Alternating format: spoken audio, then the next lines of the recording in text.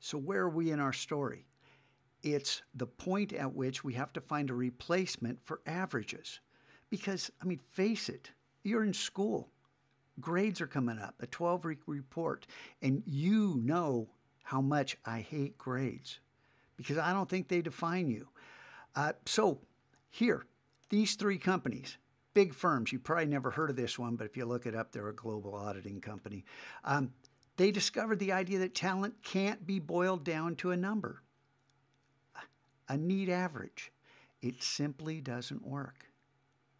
Okay, and the stories that they share, that Todd Rose shares in the book, goes into why that's so. But if you think about it, it makes sense because we are jagged individuals, our skill sets. In this case, these two girls both have an IQ of 103. Their IQ is arrived at by the average of these domains of intelligence. Now, if you pick a single domain, hey, if you're working in similarities, blue's your girl.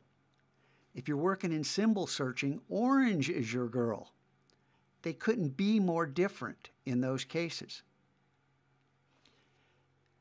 When you use the average, you say they're the same.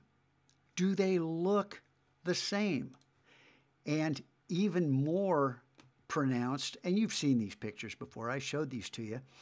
These two guys, these are the 10 dimensions they used for those pilots in that study back in the 1950s about the size of pilots and the average size. Well, if you take the average of all these measurements, these two guys are the same size.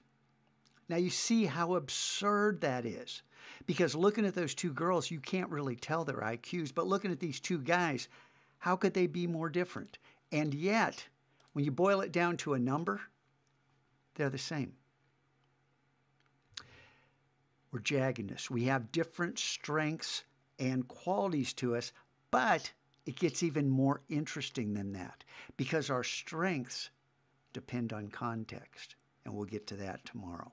For right now, I just want to stress, you are not a number, and one thing I'm not going to miss about teaching is grades.